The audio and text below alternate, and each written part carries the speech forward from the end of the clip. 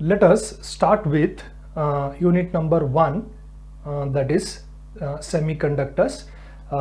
Before directly going to the semiconductors, let us try to understand what type of different materials we know, and then we will go for semiconductors. Okay, so the materials are basically classified as conductor,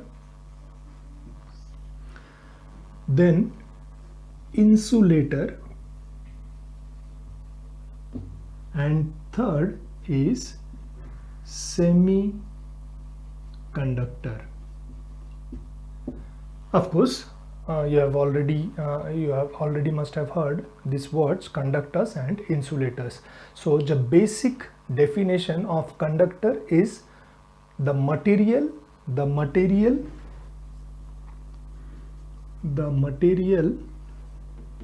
which allows current to flow through it. Okay, conductor means the material which allows the current flow through it. They don't provide any resistance to the current which will be flowing. In other words, what we can say is there is a large amount of free electrons which is available for the process of conduction. Okay, insulator, the material which does not allow current to flow through it.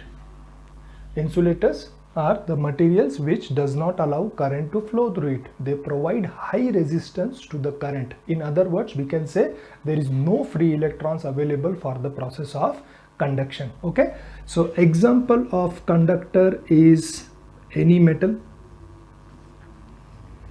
and insulator is wood, glass, plastic. These are all examples of conductor and insulator. Now our focus is on semiconductors. Okay, so what exactly we mean by semiconductors? So you should know the proper definition of a semiconductor. A material which acts as insulator at room temperature, and acts as conductor when external energy is provided to it. So this is very important. Okay, so semiconductors are materials which does not allow current to flow through it at room temperature, and when external energy is provided to it, it acts as conductor. That means conductivity of semiconductor, we can say conductivity of semiconductor lies that of between conductor and insulator. Okay, so this is how semiconductor devices, a semiconductor can be defined. Okay, and example of semiconductor are silicon and germanium. We will focus on only these two examples, silicon and germanium. Okay, now having understood the definition of semiconductor, let us go to its example, that is silicon and germanium. Of course, further when we go ahead with the chapter, we will try to understand the electrical property of semiconductors. Okay, so to understand electrical property of any material, we should know its electronic configuration, and to understand electronic configuration or to design electronic configuration, we should know its atomic number. Okay, so atomic number of silicon is 14, and for germanium the atomic number is 32. Okay, so what will be the electronic configuration? It will be 2 electrons in the first orbit, 8 electrons in the second orbit, and then 4 electrons in the outermost orbit. Okay, and when you draw the electronic configuration, the nucleus consists of protons and neutrons. Protons are positively charged, neutrons have no charge, so nucleus as such will be positively charged. Okay, then in the first orbit, silicon has 2 electrons.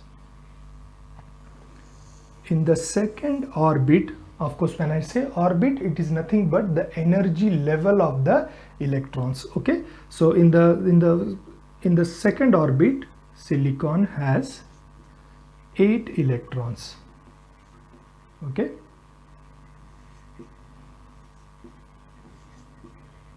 7, 8, and in the last orbit, silicon has 4 electrons.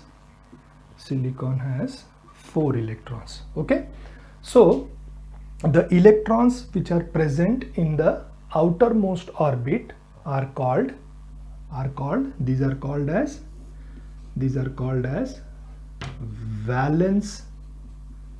valence electrons. Okay, so if somebody asks you the definition of what is valence electrons, what we will say? The electrons present in the outermost orbit of an given atom for any material will be valence electrons. Okay, valence electrons. Now, how many valence electrons it has? 4 valence electrons. Therefore, silicon are classified as tetravalent material. They are classified as tetravalent material. So when I say tetravalent material, that means those material which has 4 electrons in the outermost orbit. Silicon has 4 electron in its outermost orbit. Okay, now when this silicon, the name comes from silica, basically silica, and silica is nothing but silicon dioxide. So when it is extracted, the original form of silicon is silica, that is silicon dioxide. Then this silicon dioxide, silica means sand. Okay, so this is sand in its original form will be referred as silicon dioxide. Chemical name is silicon dioxide. Then chemically this silicon dioxide is reduced to extract silicon from it. So it is chemically reduced to form silicon. Okay, so what I have told you about silicon, of course it is an example of semiconductor. It has 14 electrons. Atomic number of silicon is 14. The electronic configuration is 2, 8, 4. That means 2 electrons in the first orbit, 8 electrons in the second orbit, and 4 electrons in the outermost orbit. As it has 4 electrons in the outermost orbit, they are classified as tetravalent material. In its original form, it is silica, that is sand, and it is available, the chemical name of it is silicon dioxide, represented by SiO2. Then chemically that silicon dioxide is reduced to silicon to get a semiconductor material. Okay, I hope you have understood. Next in the line is germanium. Okay, so atomic number for germanium is 32. So the electronic configuration will be 2, 8, 18 and 4. So the electronic configuration of germanium is 2 8 18 4. Of course, the nucleus of germanium will again have protons and neutrons. Protons are positively charged, neutrons are neutrons have no charge. That means the nucleus as if has positively charged, and electrons are orbiting around the nucleus. Electrons are orbiting around the nucleus. In the first orbit,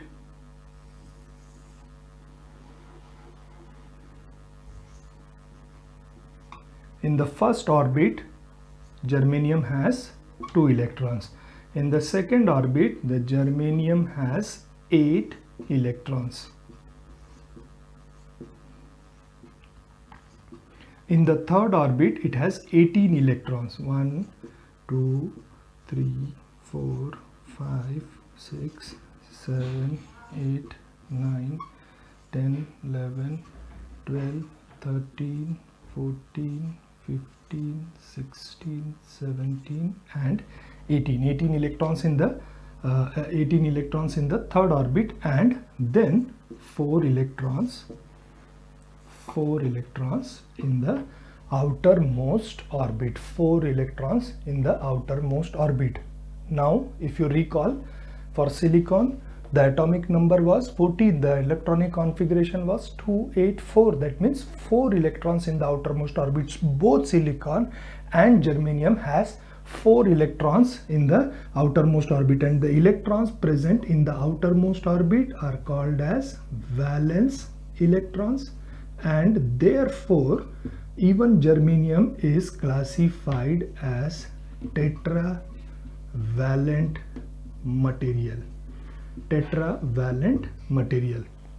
Okay, so electrical property of both this material is almost same. There will be difference. What that difference will be, I will explain you in the next part. Okay, so at present we just trying to understand the similarity between silicon and germanium. So both has 4 electrons in its outermost orbit, both are classified as tetravalent material, and both are semiconductor material. Okay, now germanium GeO2, it is originally, when it is extracted, it is in the form of GeO2. They are ashes of certain coal. So this is what we get, GeO2. Then chemically it is reduced to germanium. Okay, chemically it is reduced to germanium to get a semiconductor material. Now a very important which has to be noted is that when I say electrons are orbiting around the nucleus are positive, electrons being negatively charged, these electrons are attracted towards the nucleus. This is true for any electronic configuration, of course, right, in the first orbit. And when I say this orbit, what this orbit means, these are nothing but the energy level of the electrons. So a very important point which has to be noted is, as you go away from the nucleus,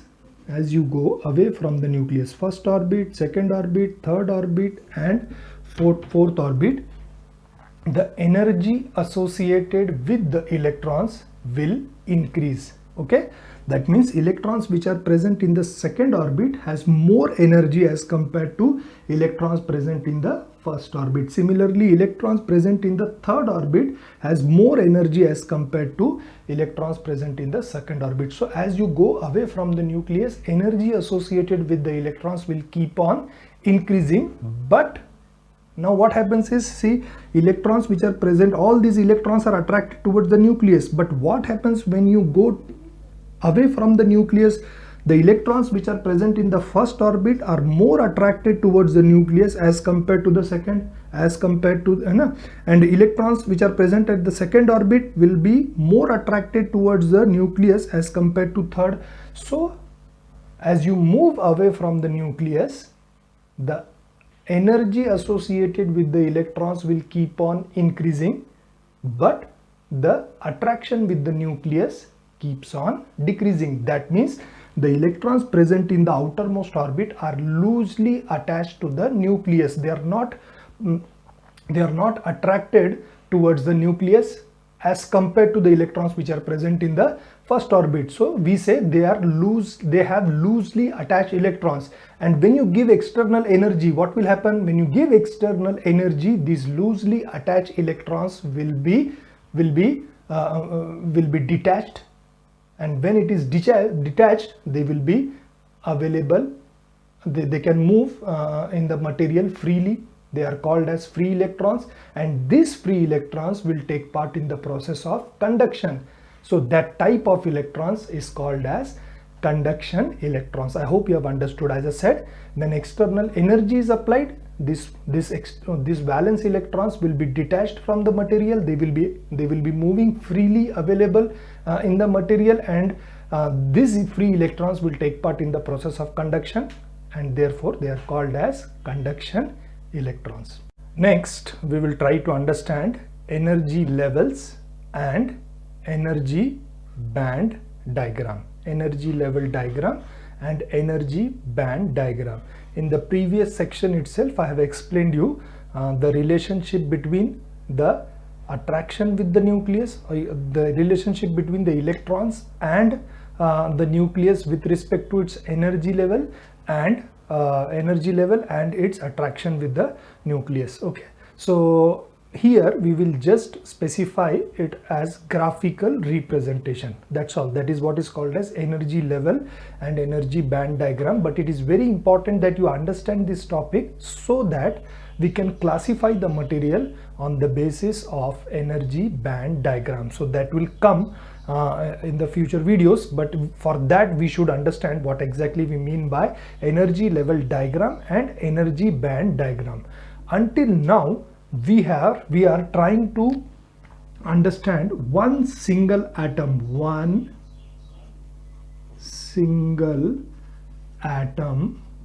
of, say, silicon.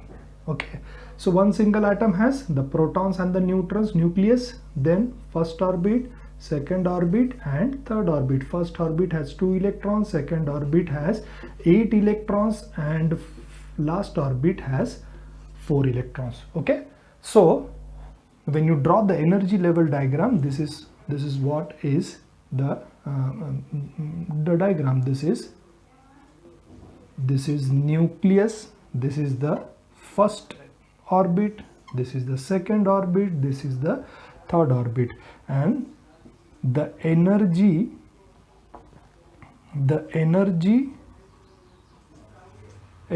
associated with the electrons which are present in the first orbit, first, second and third orbit.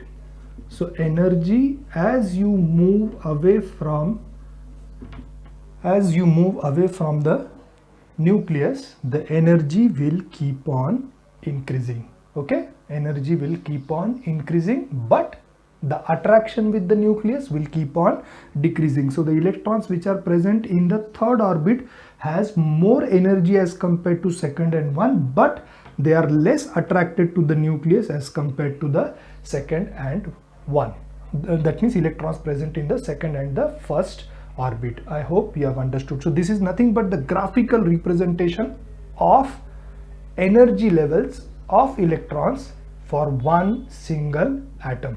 Okay, now let us suppose if large amount of silicon atoms are brought together. When large amount of silicon atoms are brought together, they form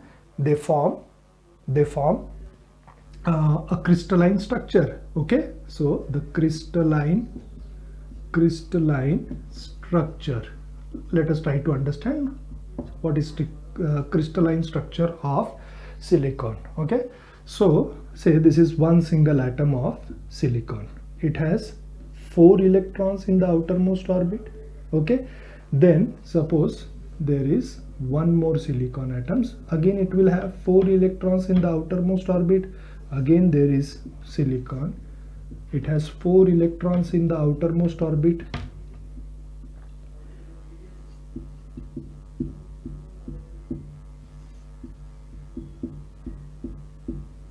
Okay, so similarly, when large amount of silicon atoms are brought together,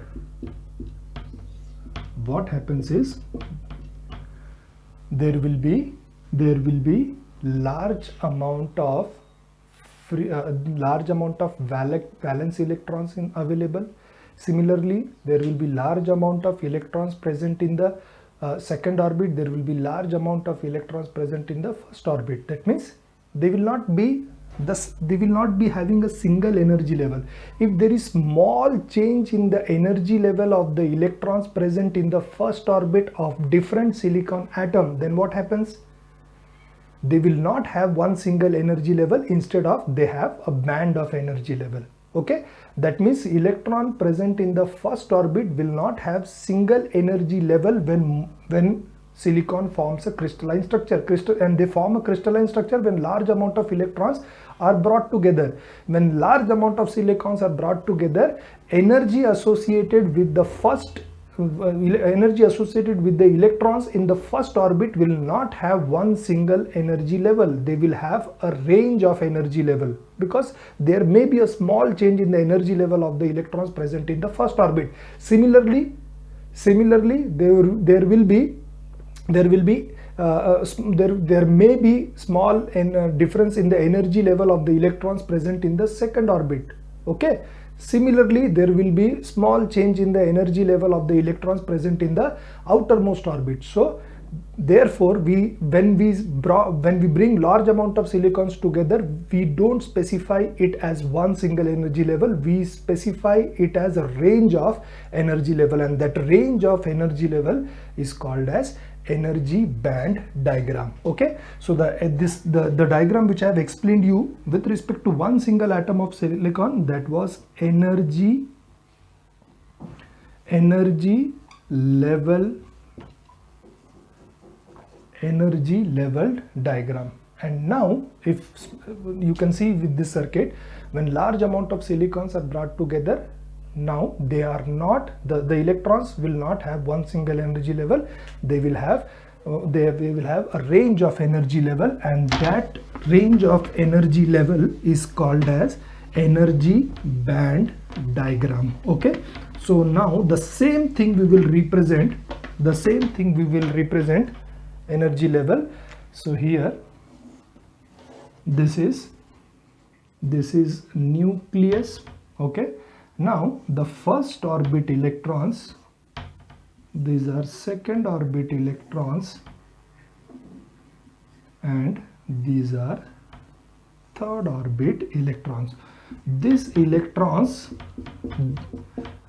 in the first diagram, that is energy level diagram, I have represented that by one single line. That means these two electrons will have same energy, and therefore it is represented by one single line. Similarly, the electrons present in the second orbit, 8 electrons, they will all have the same energy, therefore the single line. And the last electrons present in the valence electrons will have the same energy, and therefore will be represented by the single line, but in case of one single atom of silicon. But when multiple silicon atoms are brought together, they have range of energy at first, second, and the valence orbit. Okay, so this is the energy, and this is energy band diagram. So the electrons present in the outermost orbit, in the third orbit in case of silicon, are called as valence electrons,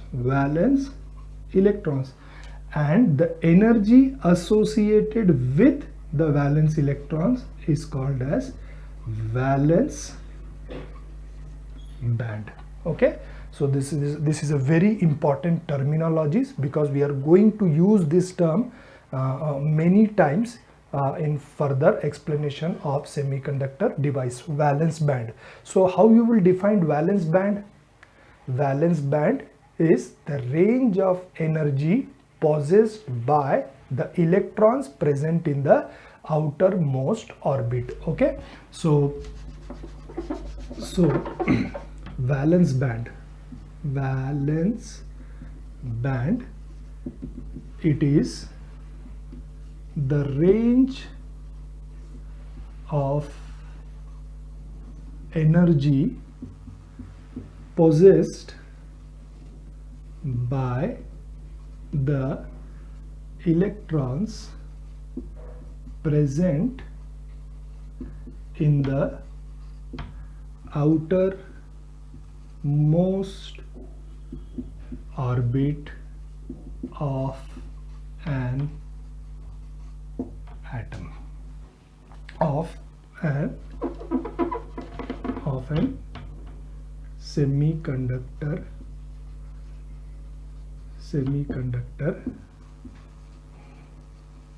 material. Okay, so valence band is the range of energy possessed by the electrons present in the outermost orbit of an semiconductor material. Okay, so now, as I said, these electrons which are present in the outermost orbit, that is valence band, the electrons present in the valence band are loosely attached to the nucleus, right, but has very high energy as compared to the second and the third, right? So this is the third orbit, this is second orbit, and this is the first orbit. So energy of those valence electrons will be very high as compared to the energy associated with the second orbit and the first orbit, while the attraction with the nucleus will be less as compared to the second orbit electrons and the first orbit electrons. That means when external energy is applied, these electrons present in the valence band will become free. They are free to move anywhere in the material, and these free electrons are going to take part in the process of conduction, and therefore they are called as conduction electrons, right? Of course, the energy, you have to give external energy, right, to move the electrons from valence band to free electrons, right, to make it free electrons, and these free electrons are called as conduction electrons.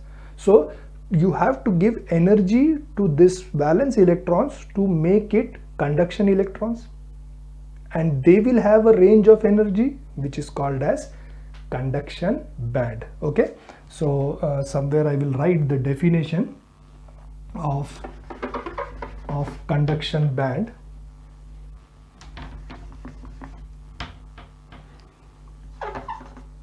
Conduction band, of course, conduction band means conduction electrons. Okay, so conduction band means the range of energy possessed by free electrons which will take part in the process of conduction. See, when I say conduction means flow of charge, right? Conduction means the material start conducting, means current will start flowing in the circuit. So when they become free electron, जब तक वो nucleus से attached है वो free electrons नहीं है, और free electrons नहीं है तो मूव नहीं करेंगे मटेरियल में, और मूव नहीं करेंगे तो कंडक्शन होगा क्या, करंट फ्लो होगा क्या सर्किट में, नहीं होगा। लेकिन एक बार वैलेंस इलेक्ट्रॉन से वो डिटैच हो गए, वो फ्री इलेक्ट्रॉन बन गए, उसी को हम लोगों ने बोला कंडक्शन इलेक्ट्रॉन्स। और एक बार वो कंडक्शन इलेक्ट्रॉन्स को बाहर से एनर्जी मिल गई तो they are easily flowing in the circuit, and that is when current starts flowing in the circuit. हम बोलेंगे कि वो जो सर्किट है वो कंडक्ट कर रहा है, करंट फ्लो हो रहा है उसमें से, right? So that is what has been mentioned. So the range of energy possessed by free electrons which will take part in the process of conduction. Okay, So that is, these two terminologies are very, very important, because on the basis of this we will classify the material as conductor, semiconductor and insulator. I hope you have understood. Now the next topic is very important: classification of material on the basis of band theory. We have already understood the concept of energy level diagram and energy band diagram.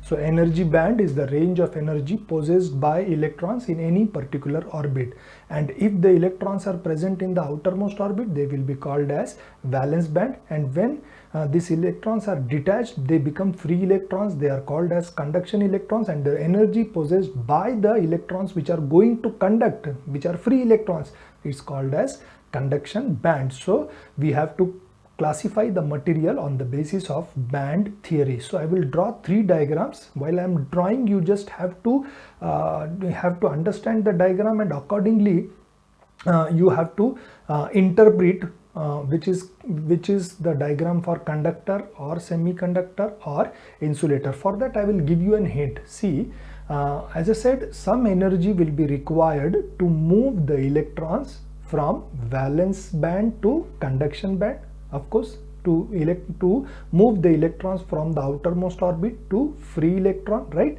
So that energy is called as forbidden energy gap.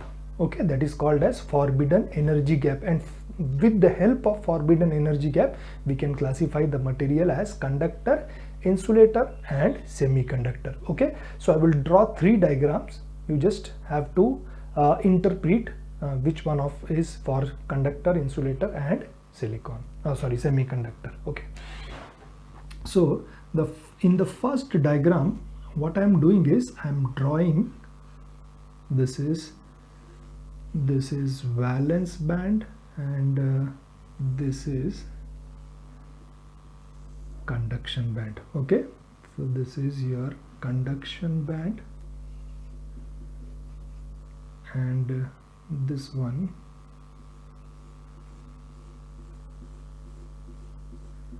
is valence band. Of course, this is your nucleus, and this is the energy associated with the signal. Okay, so this is the first diagram. Let us name it as A.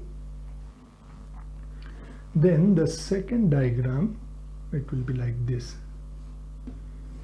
Okay, so this is your conduction band, this is your valence band, this is conduction band, this is valence band, and this is the energy gap. Okay, this is the energy required to move the electrons from valence band to conduction band. Only then they will start conducting. So this is the gap. Okay, we will represent graphically by a gap. This is called as forbidden energy gap. Okay, again this is nucleus, and this is the energy associated with the signal. Okay, so we name the second diagram as B, and in the third diagram, again this is your valence band, this is your conduction band,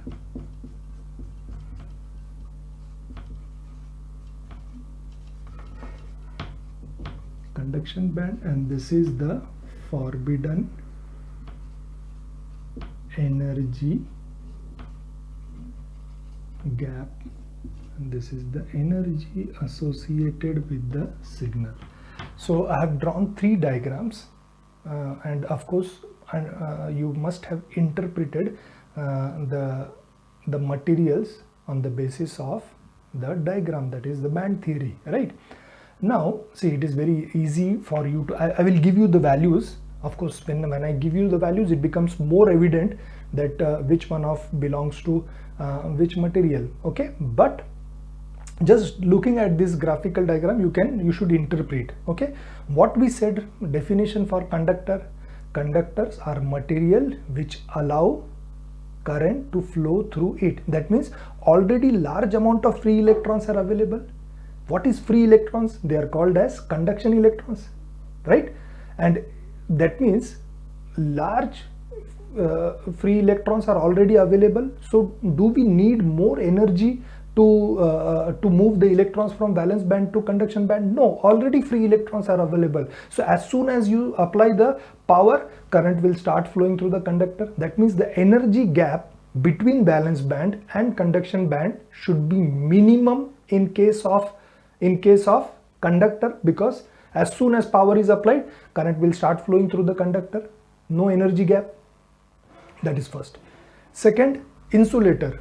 Insulator means the material which does not allow current to flow through it. That means large amount of external energy will be required to move the electrons from valence band to conduction band, right?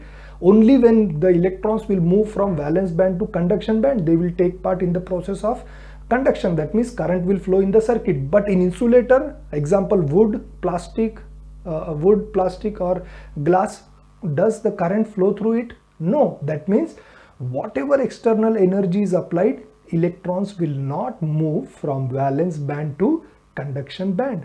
If they are not moving from valence band to conduction band, current will not flow through it. That means the energy gap, energy required to move the electrons from valence to conduction band will be very, very high. So when we represent it by energy gap, so the gap should be more in case of insulator. So we have discussed two. Conductor, gap should be 0. In case of insulator, the gap should be more. And what about semiconductors? As I said, semiconductors at room temperature, they will act as insulators. And when external energy is applied, electrons will move from valence band to conduction band. They will take part in the process of conduction and current will start flowing through the circuit. And when the external energy is applied, they will act as a conductor. Okay, so the energy gap will be there, but it will be small as compared to insulator. So now again, if you see these three diagrams, you can easily now interpret, because I have given you the explanation. Now it becomes easy for you to interpret that the first diagram here, there is no energy gap. Conduction band and valence band overlaps each other. So this is conductor. Okay, so in conductor we say valence band is completely empty, while conduction band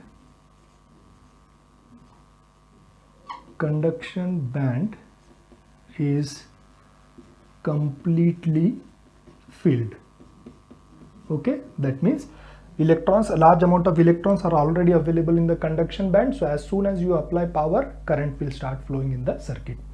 Now see the second and the third diagram. In the second diagram, now I am specifying the forbidden energy gap. This is 1 electron volt and this is 15 electron volt. So now as I have specified the values, it becomes very easy now for us to understand that with more forbidden energy gap, the material will be insulator, and with less forbidden energy gap, the material will be silicon. So the second diagram is for, sorry, not silicon, that is an example of semiconductor.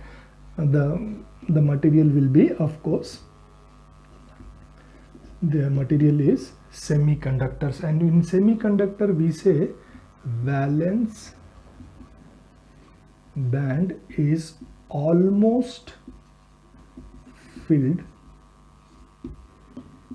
conduction band is almost empty. Okay, so that is the specification with respect to electrons in valence and conduction band for semiconductor. And of course the last one, the energy gap is very high. Whatever be the energy you apply, no current will flow through such material. They will be classified as insulator. Okay, insulator. So in insulator we say valence band is completely filled, लेकिन हम बाहर से कितना भी energy लगा दो, electrons will not move from valence band to conduction band. This is very large amount of energy which cannot be applied. So no electrons will move from conduction band. So we say conduction band is completely empty, completely empty. So this is classification of material on the basis of band theory. I hope you have understood.